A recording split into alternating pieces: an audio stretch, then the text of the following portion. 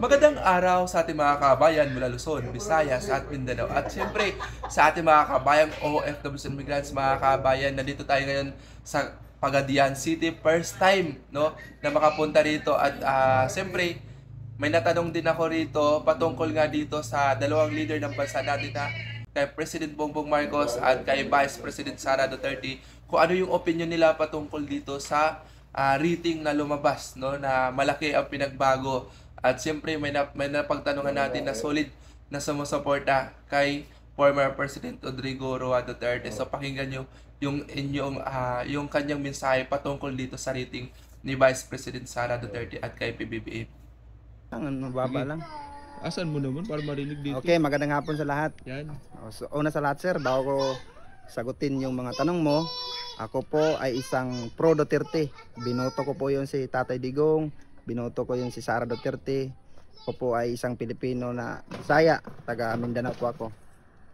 Yung sagot mo sir, kung deserve ba niya or hindi deserve yung ratings niya ngayon, yung trans rating niya ngayon na nandun siya sa Netherlands.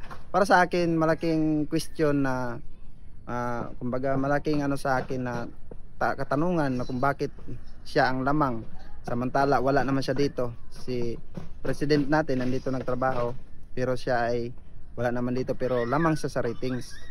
So para sa akin hindi deserve kasi nga tayo nga ordinaryong Pilipino is no work no pay. So kung gano'n naman hindi naman lingkod bayan yung pinuntan niya doon. So para sa akin hindi katanggap-tanggap yung ratings niya. Yun lang. Sir, may pahabol pa ako, sir. So, ito pala. Ano yung masasabi nyo dito sa ano na may maraming questionabling paggamit ng pondo ng bayan? Ano masabi isa nyo? pa yan na ano na malaking katanungan na sa kailangan niyang patunayan kasi nga nasisira yung pangalan nila saka bilang mga leader na kaya naman sa ibang bansa na tayo ay nag-aaway-away sa sarili nating pundo. Kumbaga nakakahiya naman na kaawayan natin sarili nating pera. So kailangan patunayan niya kung totoong hindi, kung totoong walang anomalya doon.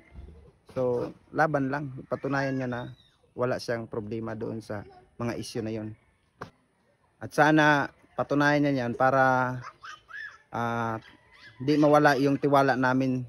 Sana katulad ng tatay niya na hanggang ngayon mataas ang tiwala namin. Dapat patunayan niya yan para ano, may maganda kaming kumbaga pagpatuloy namin yung paghanga namin sa kanila bilang mga botante. Para sa Sir, ito. May pahabol pa po tayong tanong. Para sa inyo po bilang isang Pilipino, ano po ang dapat na grado ni Vice President Sara Duterte na hindi na 10 po ang pinakamataas at isa naman po ang pinakamababa bilang isang sumusuporta din kay former President Rodrigo Roa Duterte? So grado sir out of 10. So para sa akin sir wala akong maisagot diyan kasi nga una-una wala naman akong nabalitaan na accomplishment na ginawa niya sa loob ng ilang anong buwan na yon. Oo, yung issue na yon. Kumbaga wala siyang accomplishment, wala, gusto ko may issue pa siyang iniwan. So puro problema lang na yung nakagulo-gulo lang ba. So wala akong maibigay na ratings sa kanya. So mga siguro tsaka na lang kung pag-alis pagkatapos ng termino kung ano yung magiging kalabasan ng kanilang lingkod bayan, doon na siguro yung ratings. Pero sa usapin na yung ratings niya na nandun siya sa Netherlands, wala po akong maibigay na ratings kasi nga wala naman akong nabalitaan na accomplishment na ginawa. So, sir, panawagan na lang po para sa mga naglingkod bayan o kaya kay BP Sara, panawagan nyo na lang po at siyempre ano na lang po mensahe natin sa mga kabayan, yun lang po. Sa akin naman nanawagan ako sa mga opisyal na tayo ay magkaisa na para hindi naman kami, para kami naman unahin yung sa serbisyo. Hindi naman kayo nag-away-away sa politika, kumbaga kami ang apektado kumbaga priority niyo naman na ang serbisyo niyo para sa mga mahihirap, hindi lang sa personal na interest doon sa politika kasi nangyayari ngayon away politika kami ang apektado. Kumbaga, katulad na nangyari kay Tatay Digong na nahuli siya or hinuli, dinala doon. Kumbaga, kami din ang apektado kasi nasaktan din kami. Sa akin lang, magkaisa na lang kayo, magtulungan kayo para sa bansa, para sa mga mamamayan katulad sa amin kasi kami, hirap na hirap kami.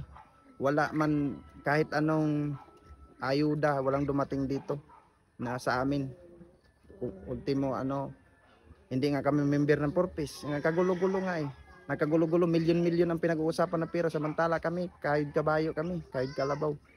Oh, minimum wage lang po ang sinasahod namin. Sobrang hirap po ng kalagayan namin. Samantala, nagkagulo-gulo tayo ang mga leader ng Pilipinas dahil lang sa pundo ng bayan. Yun lang po. Thank you, sir. So ayan mga kabayan, malinaw na nagbigay ng sariling opinyon ng ating mga kababayan patungkol sa dalawang leader ng bansa natin para maging malinawan at sana maging makabuluhan at maunawaan ng bawat isang Pilipino na patuloy na nanindigan na ipaglaban kung anong tama at kung anong mali. Hindi lamang porket nakasuporta sila ay lahat na lang susundin nila kahit alam nilang mali, no? More on goods po tayo mga kabayan. Thank you.